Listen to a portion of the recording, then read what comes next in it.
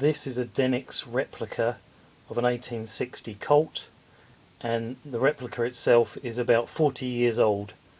And the reason I know that is because it was broken by my granddad, and he died in 1981.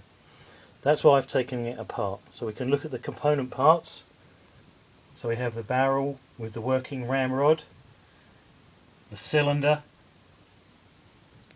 the trigger with the index pawl, this part which is separate,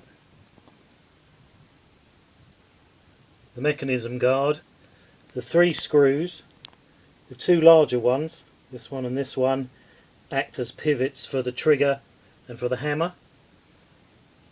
And then we have the trigger assembly with the spring inside it. And the reason I took it apart was because the spring had jumped out of its groove and it no longer operated. So now I'm going to attempt to put it back together.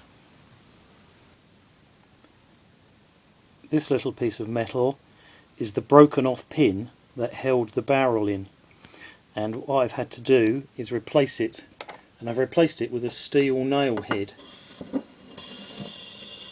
and you can see where it goes.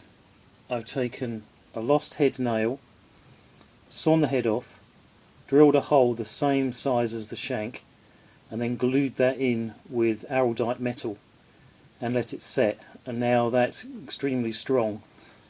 I've seen people do this by running screws from the outside, but that ruins the look of the gun and makes it unauthentic.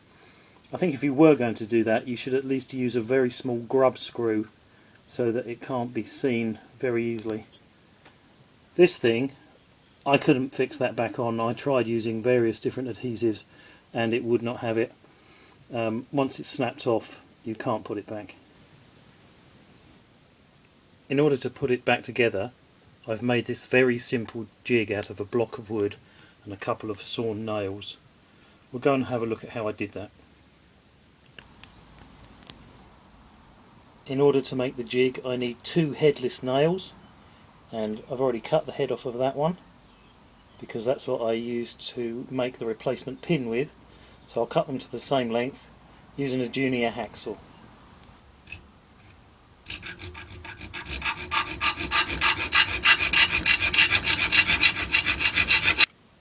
I'm going to make a jig using this piece of wood that I took out the wood pile, and my gun part just sits on there.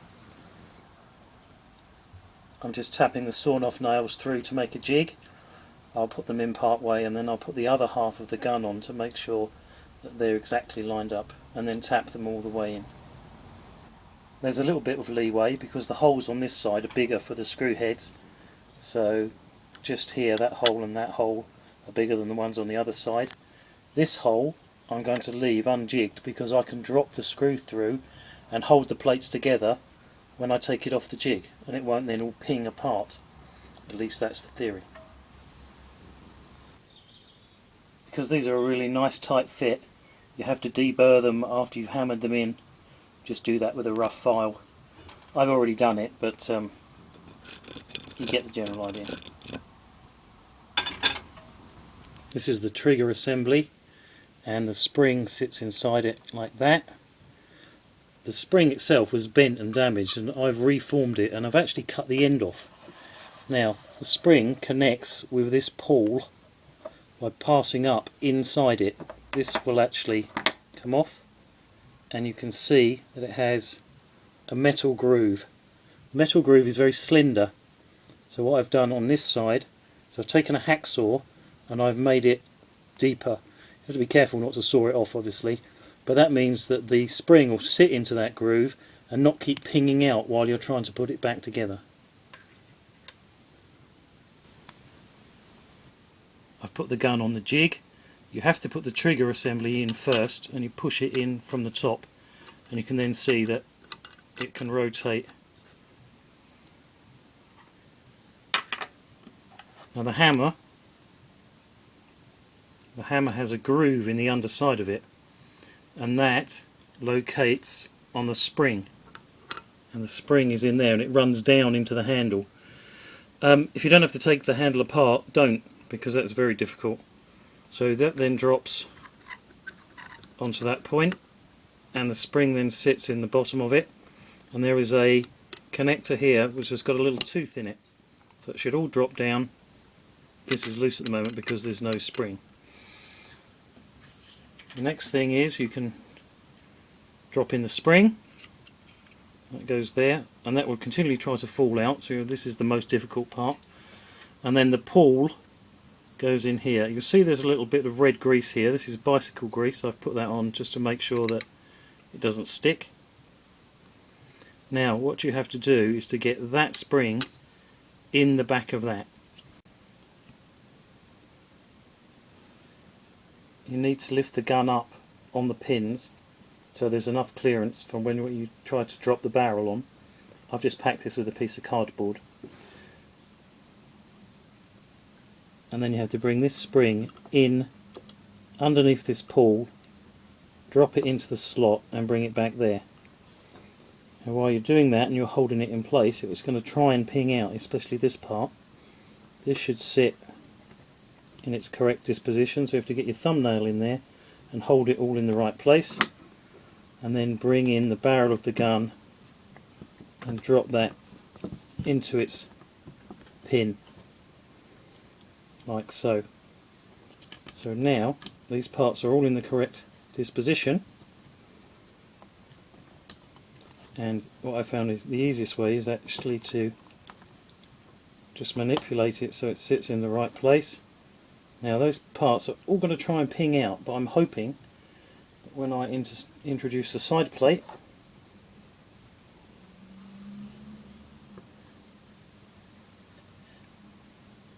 bring the side plate in, you should just be able to push it down. Now I heard it click. It makes me wonder that it may have clicked out of position. We'll put in this one securing screw.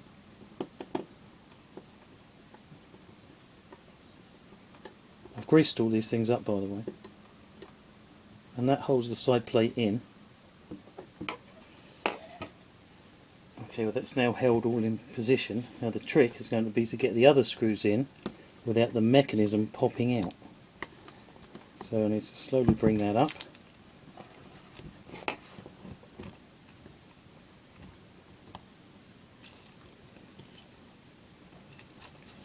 So if we take that off,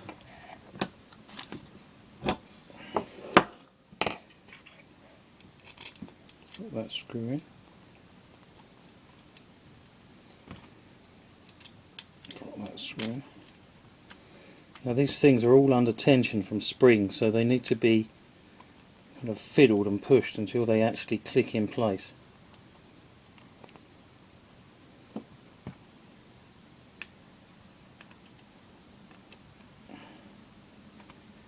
Now that one's gone in reasonably well.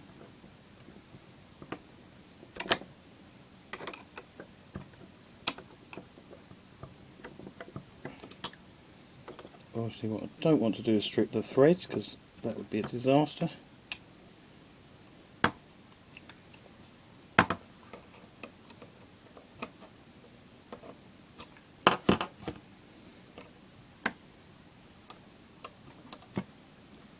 This one you have to kind of fiddle with.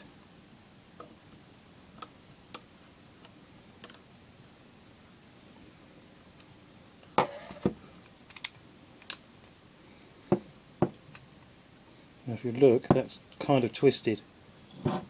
This side is closer down than that side, so you need to push it down, use your strength, get it so it goes in straight. It's all sprung, so it's trying to resist you all the time, but it's going in.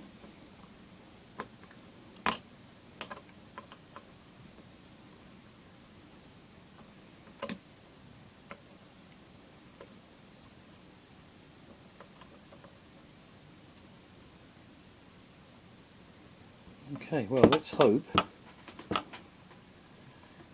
that's actually worked. So that's turned the mechanism, it's locked, and it's fired. Turned the mechanism and it's fired. Now what Denix say about these guns is they are not replica guns, they are ornaments. So they're no good for reenactment. They look pretty in the hope that you could use them, you know, in a gunfight and do the OK Corral. That's not what they're for. But you can put them back together. It just takes a lot of effort. Just so you know, this is about take 6, and half of take 4 was spent trying to find the little spring that pinged over the other side of the room and buried itself. So I think we're there. Good work.